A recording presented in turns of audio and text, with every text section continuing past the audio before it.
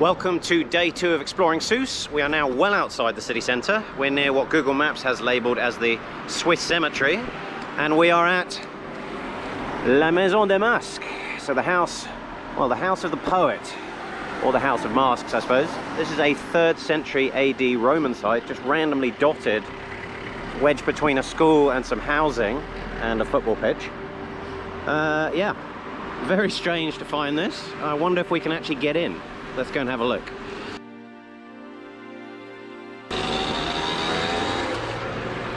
That's a no, okay. Is there some other way of getting in?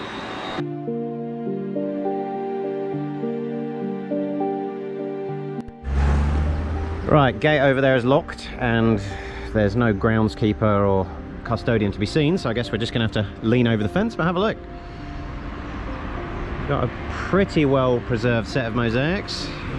Spiral pattern there, and then slightly more impressive just over there, but a bit covered in weeds, and then some kind of, I don't know what that is,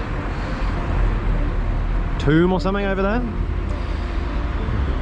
But yeah, impressive find. I wonder when this is open. Right, let's go and check out the Swiss cemetery and see if it's actually a Swiss cemetery. Right, so the Swiss cemetery wasn't a Swiss cemetery, it was a Muslim one. So I asked one of the groundskeepers about it, he didn't really know what I was talking about. Anyway, we are now at the entrance to the Jewish cemetery, which is huge, but it's completely locked up. And as we walk around, you can see it's an absolute fortress. Look at the walls. So I'm just going to walk the perimeter and see if there is another entrance, but I get the feeling we're not going to be getting in here, but let's give it a go anyway. Right, so I've wandered all the way around the perimeter of the Jewish cemetery. There's no way of getting in. I did find that hole in the perimeter wall, which looked very convenient.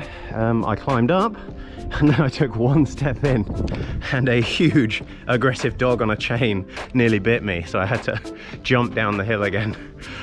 So I guess you're not allowed in unless you go through the official entrance, which is locked at the moment, which is a shame because I'd really like to go in and see the cemetery, but I think it's not worth getting bitten and needing rabies jabs for. So anyway, I've GPS tagged the official entrance. I strongly recommend that you go through the official entrance and don't try and sneak in like I just did. Right, let's continue our explorations of Sousse. Turns out I was wrong yesterday, back in the Rabat. So the Punic catacombs are not actually over there. They are a long way out of the centre of town. So I've just come over to where they're located on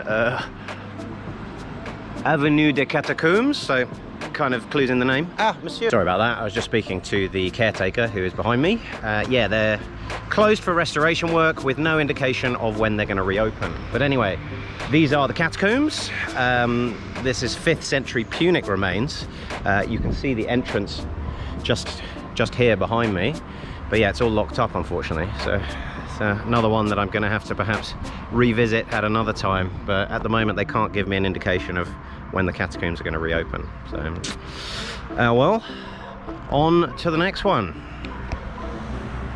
We are now at Dar Am Taïeb, which is a modern art museum here in Sousse, full of all sorts of recycled metals and materials.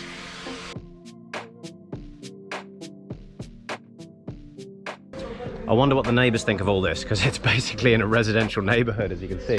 So, kind of stands out compared to all the other housing.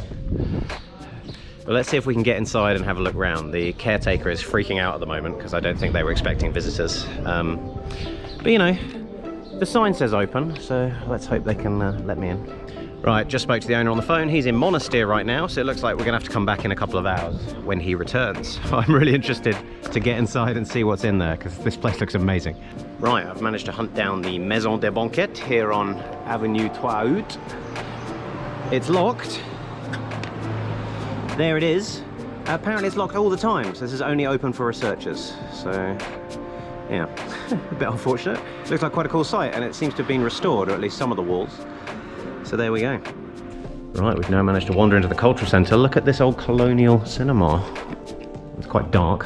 Hopefully we can get the light switched on, but wow. Closed due to COVID, sadly, but still, beautiful theatrical space. Let's get the light switched on.